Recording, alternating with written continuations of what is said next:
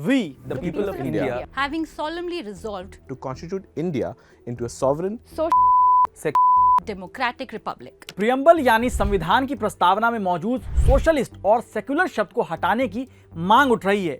अब इस बहस में जाने से पहले आप एक और संविधान पढ़िए। The party shall bear true faith and allegiance to the Constitution of India as by law established and to the principles of socialism, secularism and democracy and would uphold the sovereignty, unity and integrity of India.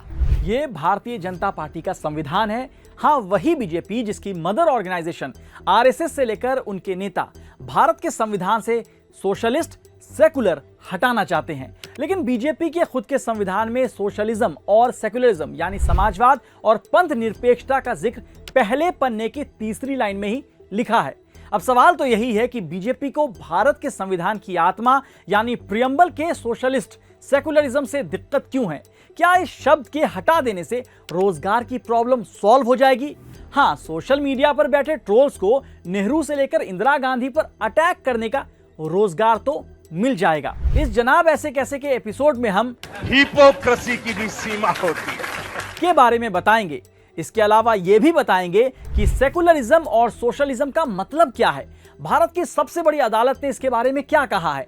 साथ ही आपको BJP के उन साथियों से भी मिलवाएंगे जिनकी नींव secularism और सोशलिस्ट पर ही बनी थी, और क्या एनडीए में मौजूद पार्टियां सेकुलरिज्म और सोशलिस्ट को हटाने पर सहमत होंगी।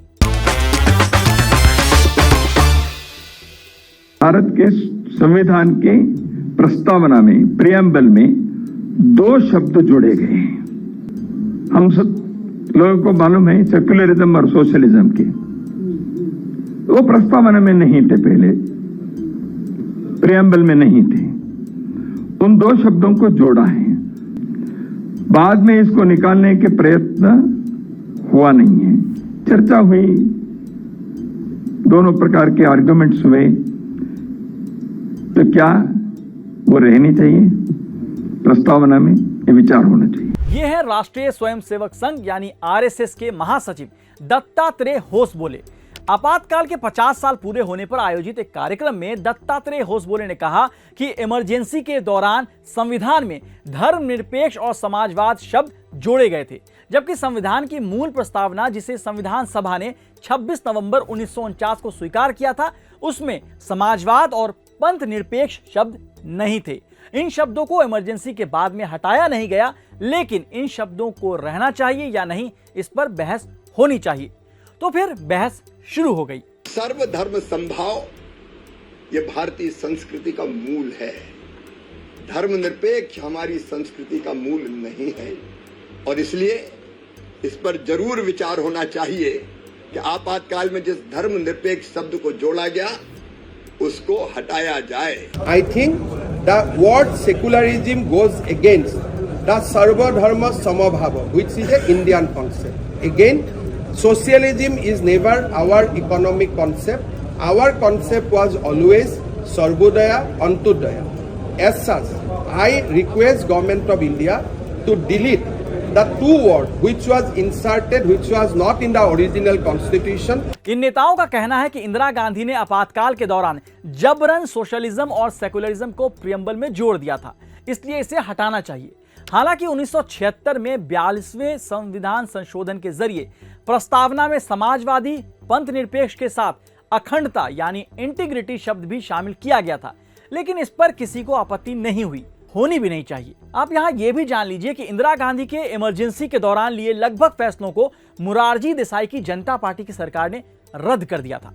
जनता सरकार ने 1978 में 44वें संशोधन के जरिए से ज्यादातर फैसलों को पलट दिया, लेकिन प्रियम्बल में जोड़े गए सेकुलर और सोशलिस्ट शब्द को नहीं बदला था। लेकिन अगर ये लॉजिक लगाया जाए कि संविधान जब पहली बार बना था तब वे बातें नहीं थी, वो बातें नहीं थी, तब उस हिसाब से ईडब्ल्यूएस आरक्षण भी तो नहीं दिया गया था, ओबीसी आरक्षण नहीं था, ईडब्ल्यूएस आरक्षण 103वें अमेंडमेंट के जरिए लाया गया। यहां तक कि इमरजेंसी के दौरान 42वें संशोधन के सब सेक्शन में नागरिकों के कर्तव्यों को भी जोड़ा गया। फिर क्या कहेंगे? सब हटाएंगे। बीजेपी को प्रियम्बल में मौजूद सोशलिस्ट सेकुलर शब्द से दिक्कत है, तो फिर बीजेपी अपने साथियों से क्या कहेगी? चलिए आपको बीजेपी की गठबंधन पार्टियों का सेकुलर और सोशलिस्ट प्रेम दिखाते हैं। बीजेपी के सबसे अहम सहयोगी है जनता दल यूनाइटेड यानी जेडीयू। नीतीश कुमार सोशलिस्ट नीतीश के नाम से जाने जाते रहे हैं। जेडीयू के संविधान के पहले पैराग्राफ में ही लिखा है समाजवाद और धर्मनिरपेक्षता। जेडीयू की वेबसाइट पर नीतीश जी का बायो ही आप पढ़ लीजिए। 2003 में जन्मी जदयू आज राजनीति की बुलंदियों पर पहुंचकर समाजवाद का विजय पताका लहरा रही है। समाजवाद के पुरोधाओं व जन आंदोलन से तप कर निकले श्री नीतीश कुमार जी सरीखे पंथ निरपेक्षता और सामाजिक न्याय के प्रबल पक्षधर नेताओं ने न सिर्फ जदयू की स्थापना की बल्कि समाजवाद की परवरिश में सींचकर पार्टी की शाखाएं देश भर में फैलाई। तो क्या नीतीश कुमार की वेबसाइट से सोशलिस्ट हटाए जाएंगे? जेडीयू के संविधान से सेकुलर हटवा दिए जाएंगे? क्या नीतीश कुमार बीजेपी की इस बात से खुश होंगे? आप एक और पॉइंट देखिए, जिस अजित पवार की एनसीपी के साथ महाराष्ट्र में बीजेपी सरकार में है, उनका संविधान देखिए। राष्ट्रवादी कांग्रेस पार्टी यानी एनसीपी एक प्रगतिशील विचारधारा, धर्मनिरपेक्षता, समावेशिता और सांस्कृतिक अखंडता का प्रतीक है, जहां हर व्यक्ति समाज में फलता फूलता है। यहां भी देखिए धर्मनिरपेक्षता लिखा है। इंडिया में शामिल दो दलों के तो नाम में ही सेकुलर है। जीतन राम मांझी की हिंदुस्तानी अवाम मोर्चा सेकुलर, एचडी देवेगौड़ा की जनता दल सेकुलर। बीजेपी की एक और सहयोगी पार्टी है जयंत चौधरी की आरएलडी। इनकी वेबसाइट पर मौजूद पार्टी के विजन और मिशन में लिखा है सोशल जस्टिस और secularism. The RLD believes in working on and propagating socialist politics. क्या जयंत चौधरी इस सेकुलरिज्म और सोशलिस्ट हटाओ अभियान की बहस से खुश होंगे? आप एनडीए की एक और पार्टी को देखिए। मोदी सरकार में मंत्री अनुप्रिया पटेल की पार्टी अपना दल सोनेलाल की संविधान में समाजवाद, पंथ निरपेक्षता की कस्में खाई जा रही हैं। जेपी से लेकर लोहिया समाजवाद की बात करते थे। क्या उनके नाम से भी समाजवाद हटाए जाएंगे? प्रियम्बल से समाजवाद और धर्मनिरपेक्षता हटाए जाने के बहस में भारत के वाइस प्रेसिडेंट जगदीप धनखड़ भी शामिल हो गए। उन्होंने कहा कि आपातकाल के दौरान समाजवादी, धर्मनिरपेक्ष और अखंडता शब्द जोड़कर प्रस्तावना को बदलना सनातन की भावना का अपमान था। अब सवाल यही है कि जब भारत का कोई धर्म नहीं है तो यहां सनातन की बात क्यों आई? क्या भीमराव अंबेडकर सनातन धर्म के हिसाब से संविधान को देखते थे? नहीं, बिल्कुल नहीं। अब आते हैं उस सवाल पर कि सेकुलरिज्म क्या है जिसके प्रियम्बल में रहने से बीजेपी को दिक्कत है। दरअसल दुनिया भर में सेकुलरिज्म की कई डिफिनेशन है, लेकिन विस्तृत बहस के बाद संविधान सभा ने एक भारतीय परिभाषा पर सहमति व्यक्त की थी, जिसका मतलब है भारतीय राज्य किसी भी धर्म को नहीं मानेगा। राज्य सभी धर्मों के साथ समान व्यवहार करेगा। नागरिकों को किसी भी धर्म का पालन करने या ना करने की पूरी आजादी है। धर्म के आधार पर कोई भेदभाव नहीं किया जाएगा। यही वजह है कि कॉन्स्टिट्यूशन का आर्टिकल 14, 15, 25, 26, 29 इसी पर बेस्ड है। अब आते हैं सोशलिस्ट शब्द पर। सुप्रीम कोर्ट ने Balram Singh versus union of India case में बीजेपी नेता सुब्रमण्यम स्वामी की याचिका को खारिज करते हुए कहा था, संविधान की प्रस्तावना में समाजवादी शब्द वेलफेयर स्टेट होने और किसी खास आर्थिक नीतियों को अनिवार्य किए बिना इक्वालिटी ऑफ अपॉर्चुनिटी सुनिश्चित करने की प्रतिबद्धता को दर्शाता है। Chief justice of India Sanjeev Khanna और जस्टिस संजय कुमार ने भारत के मिक्स्ड इकोनॉमी मॉडल की बात कही थी, जहां पब्लिक और प्राइवेट सेक्टर्स को एग्जिस्ट करते हैं और जिससे हाशिए पर पड़े समुदाय को फायदा मिलता है। अब सोशलिज्म शब्द से सिर्फ इसलिए दिक्कत है क्योंकि वो इंदिरा गांधी ने प्रियम्बल में जोड़ा था, लेकिन जो मोदी सरकार कर रही है वो भी तो सोशलिस्ट सरकार ही तो करती है। भारत में गरीबी हटाओ हो या गरीब परिवार को अनाज देने की स्कीम हो, Ujjwala gas scheme, PM Awas Yojana, ये सब सोशलिस्ट स्कीम ही तो है। अब आते हैं प्रियम्बल में मौजूद इन शब्दों पर देश की अदालत ने क्या कहा है, इस पर बात करेंगे। 25 नवंबर 2024 को चीफ जस्टिस ऑफ इंडिया की अध्यक्षता वाली 2 जजों की बेंच ने बीजेपी नेताओं की एक याचिका पर विचार करने के बाद इसे खारिज कर दिया था। यही नहीं, 1973 के केशवानंद भारती मामले में 13 जजों की कॉन्स्टिट्यूशनल बेंच ने कहा था, सेकुलरिज्म संविधान की मूल संरचना का हिस्सा है। संसद संविधान की मूल संरचना को बदल नहीं सकती।